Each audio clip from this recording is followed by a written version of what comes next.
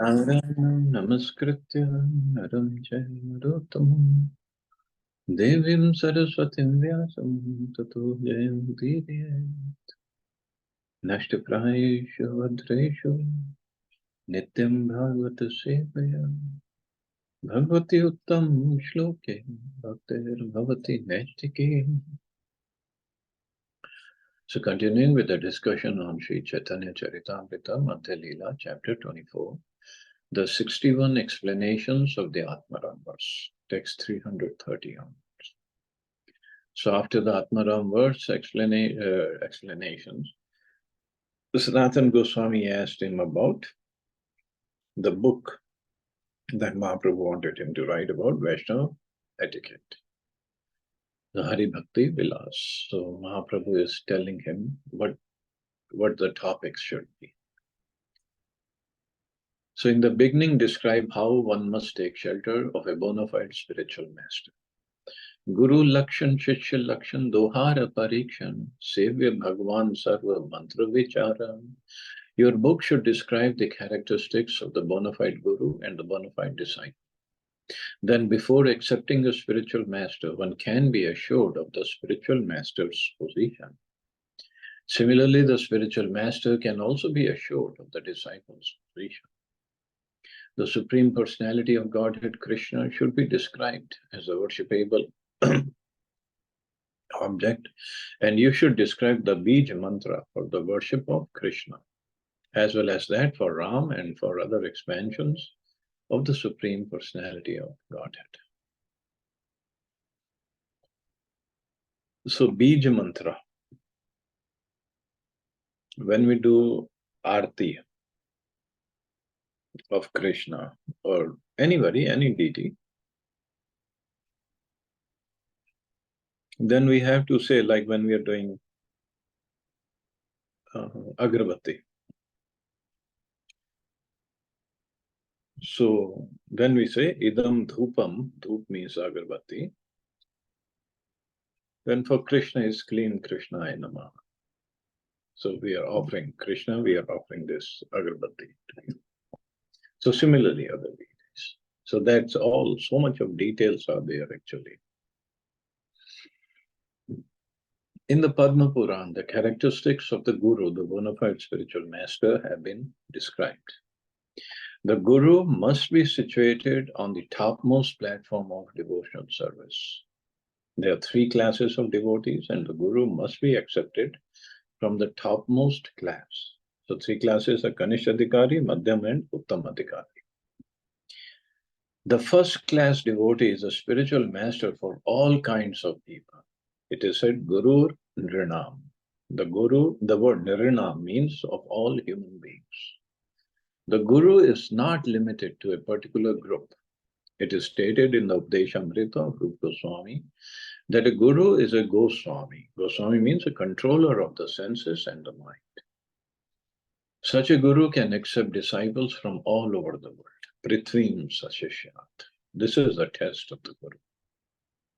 Of course, in that verse, in Updeshamrita, Prabhupada does write that a Madhyamadhikari can also become a Guru, but then his disciples should understand that disciple cannot advance further than the Guru.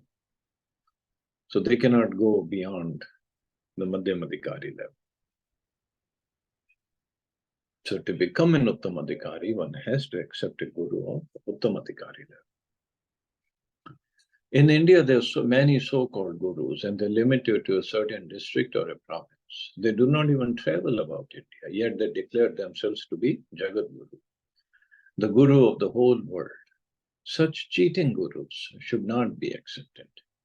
Anyone can see how the bona fide spiritual master accepts disciples from all over the world. The Guru is a qualified Brahman. Therefore, he knows Brahm and Parabrahm. He thus devotes his life for the service of Parabrahm. The bona fide spiritual master who accepts disciples from all over the world is also worshipped all over the world because of his qualities. Loka nama so pujyo yatha hari. The people of the world worship him just as they worship the Supreme Personality of God. All these honors are offered to him because he strictly follows the Brahminical principles and teaches these principles to his disciples. Such a person is called an acharya because he knows the principles of devotional service, he behaves in that way himself, and he teaches his disciples to follow in his footsteps.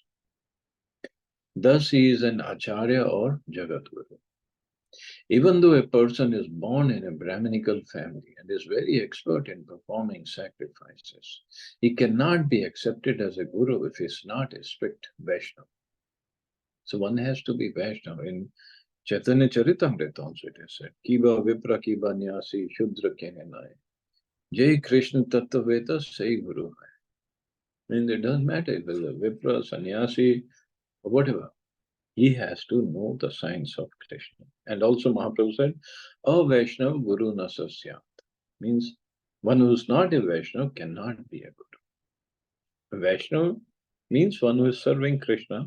And as Prabhupada explained, Guru means one who engages his disciples in the service of Krishna. A Guru is a Brahman by qualification.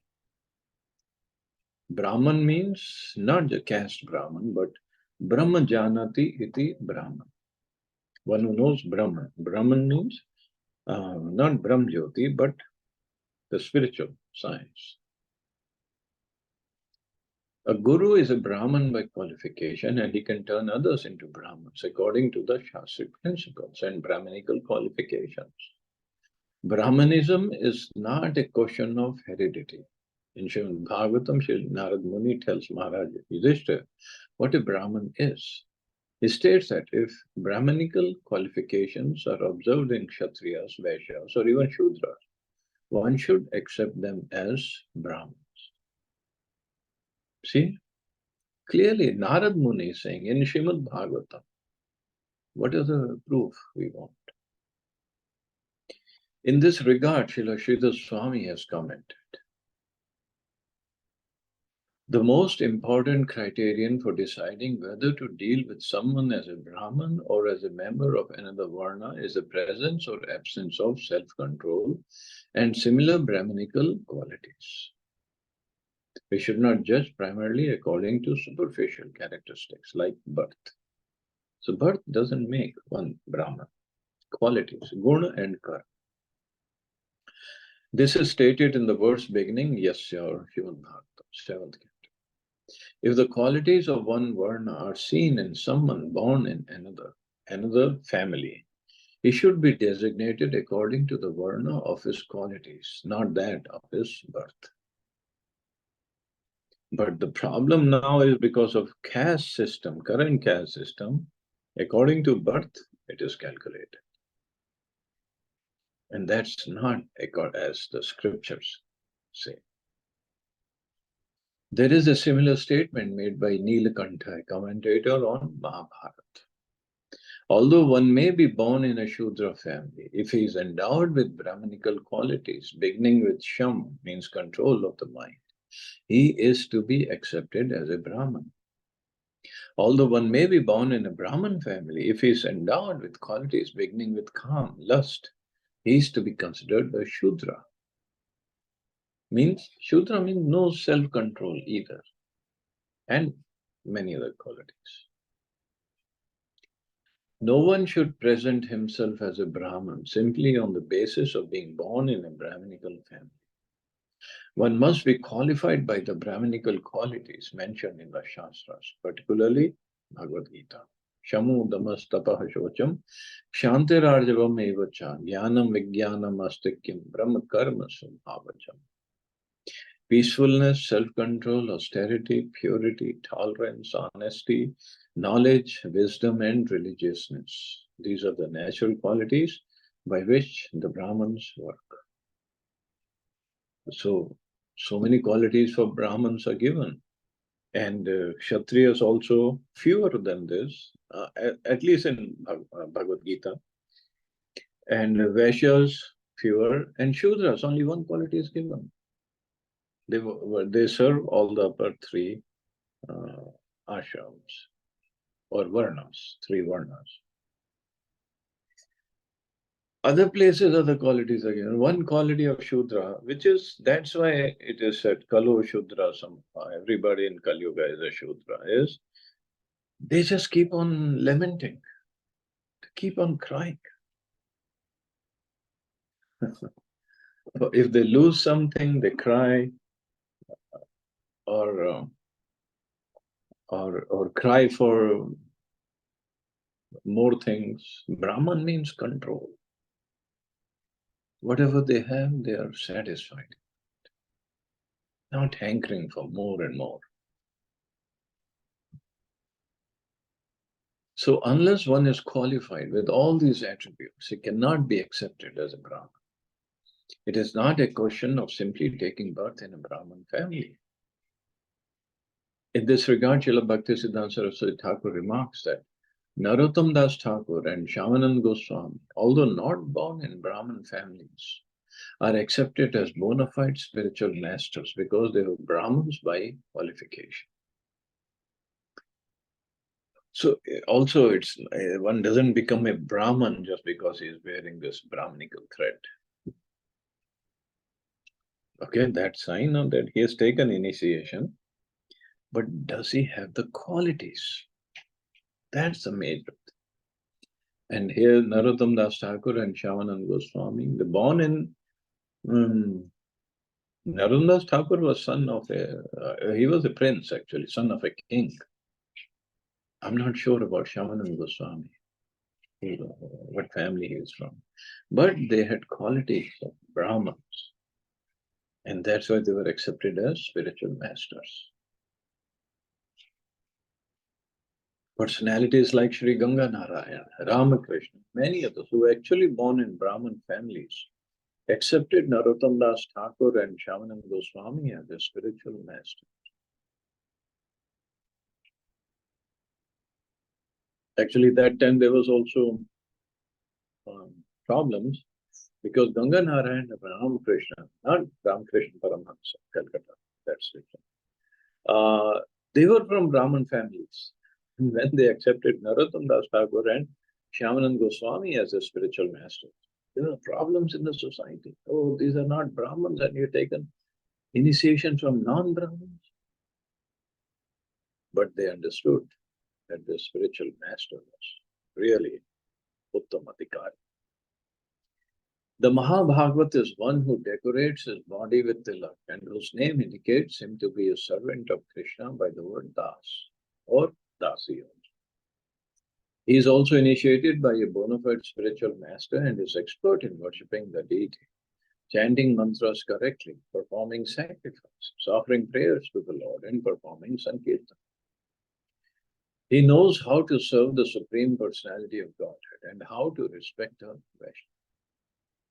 When one has attained the topmost position of Mahabhagavat, he is to be accepted as a Guru and worshipped exactly like Hari, the personality of Godhead. Only such a person is eligible to occupy the post of a Guru. However, if one is highly qualified but is not a Vaishnava, he cannot be accepted as a Guru. That's according to Mahaprabhu. One cannot be a Brahman unless one is a Vaishnava. If one is a Vaishnava, he is already a Brahman. So Brahman means one who knows Brahma, spirituality, or the Supreme Lord. The Vaishnava is one who serves the Supreme Lord. So he is already a Brahman because he knows who is the Supreme. If a Guru is completely qualified as a Vaishnava, he must be accepted as a Brahman, even if he is not born in a Brahman family. The caste system method of distinguishing a Brahman by birth is not acceptable when applied to a bona fide spiritual master. A spiritual master is a qualified Brahman and Acharya, one who is not qualified Brahman and is not expert in studying the Vedic literatures. Nana Shastra Vicharane Kanika cannot become a Guru. Every Vaishnava is a spiritual master, and a spiritual master is automatically expert in Brahminical behavior. He also understands the Vedic Shastras. So, Brahminical behavior and the knowledge of scriptures both are required for one to be a guru. Similarly, a disciple's qualifications must be observed by the spiritual master before he is accepted as a disciple. In our Krishna consciousness movement, the requirement is that one must be prepared to give up the four pillars of sinful life, means illicit sex, meat eating, intoxication, and gambling. In Western countries, especially, we first observe whether a potential disciple is prepared to follow the regulative principles. Then he is given the name of a Vaishnava servant and initiated to chant the Hare Krishna Mahamantra at least 16 rounds daily. In this way, the disciple renders devotion service under the guidance of the spiritual master or his representative for at least 6 months to a year. He is then recommended for a second initiation, during which a sacred thread is on. The disciple is accepted as a bona fide Brahman. Of course, ladies are also given second initiation, but they are not offered sacred thread or janyan. Now, see how the system has completely gone topsy-turvy in India. When there is a death in the family, now maybe different families have different traditions, customs. So I went to one, and in that family, the father had died and he had 2 daughters. Now, scripturally, the daughters now belong to a different gotra. They were married. So they were not supposed to perform the last rites of father. So the last rites were supposed to be done either by his brother or brother's son. Now, it's a wealthy family, and the daughters, they were adamant that we have throughout our lives served our father, and now the elder daughter said, I am taking care of his business. So just because I am of a different gender doesn't mean I cannot perform the rites, last rites. Now, Panditji, what was he supposed to do? Just forget his dakshina if he says no? He said, forget it. I mean, I'm going to do whatever you tell me to do. So for the last rites, she had to be offered this janeus, a sacred thread. And he offered her, and I was looking what to do. What can I say? So this is not a matter of being adamant, hard-headed, or becoming emotional. Just follow the scriptures, that's it. But anyway, Srila Bhakti Siddhanta Saraswati Thakur introduced a system of giving the sacred thread to a bona fide Vaishnava, and we are following in his footsteps. The qualifications of a bona fide disciple are described in Srimad Bhagavatam as Amanya Matsaro Daksho Nirmamo Dhrida Sohrida Asatvaro Artha Jigyasur Ansuyur Amogavak. The disciple must have the following qualifications. He must give up interest in the material bodily conception. He must give up before he can be called a disciple. He must give up material lust, anger, greed, illusion, madness, and envy. And we have so much of it. He should be interested only in understanding the science of God, and he should be ready to consider all points in this matter. He should no longer think I am this body or this thing belongs to me. One must love the spiritual master with unflinching faith, and one must be very steady and fixed. The bona fide disciple should be inquisitive to understand transcendental subject matter. He must not search out faults among good qualities, and he should no longer be interested in material topics. His only interest should be Krishna, the Supreme Personality of Godhead. These, these are big requirements of being a disciple. As far as the mutual testing of the spiritual master and disciple is concerned, Srila Bhaktisiddhanta Saraswati Thakur explains that a bona fide disciple must be very inquisitive to understand the transcendental subject matter. As stated in Srimad Bhagavatam, Tasmad Gurum Prapadyeta Jigyasu. Jigyasu, what? Shreya Uttama. What is the best thing for me? One who is inquisitive to understand the highest goal and benefit of life must approach a bona fide spiritual master and surrender unto him. A serious disciple must be alert when selecting a bona fide spiritual master. He must be sure that the spiritual master can deliver all the transcendental necessities. The spiritual master must observe how inquisitive the disciple is and how eager he is to understand the transcendental subject matter. The spiritual master should study the disciple's inquisitiveness for no less than 6 months or a year. A spiritual master should not be very anxious to accept a disciple because of his material opulences. Sometimes a big businessman or landlord may approach a spiritual master for initiation. And it does happen.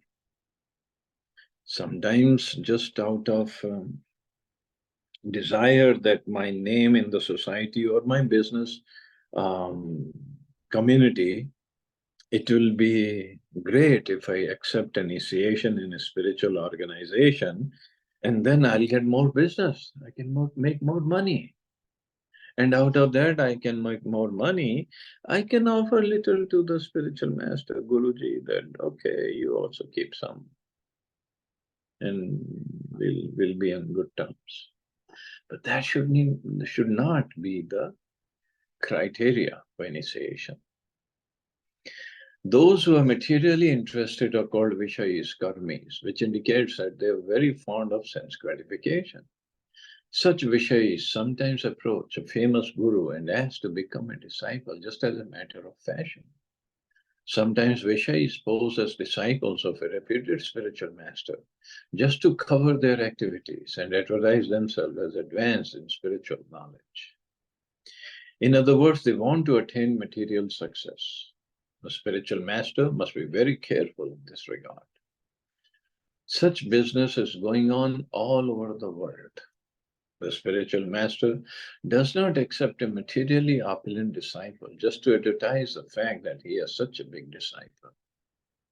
He knows that by associating with such Vishayi disciples, he may fall down. One who accepts a Vishayi disciple is not a bona fide spiritual master. Even if he is, his position may be damaged due to association with an unscrupulous Vishayi. If a so-called spiritual master accepts a disciple for his personal benefit or for material gain, the relationship between the spiritual master and the disciple turns into a material affair.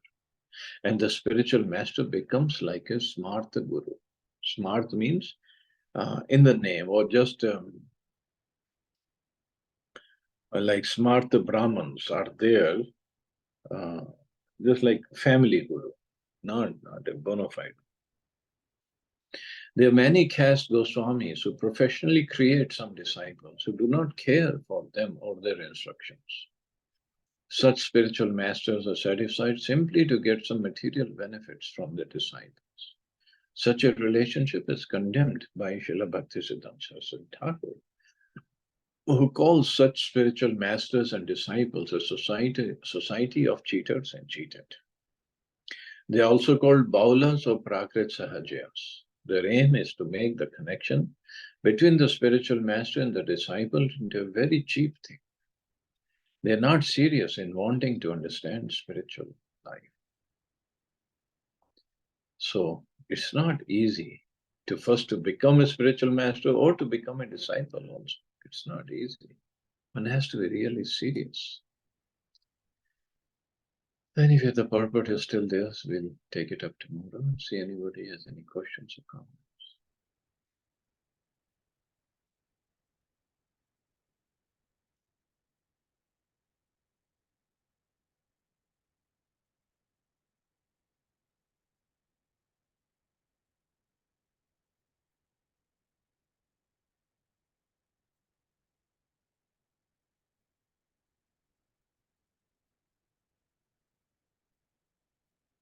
Okay, you all have a safe and wonderful day. Hare Krishna. Jai Shri Prabhupada. Hare Krishna. Jai Shri Thank you.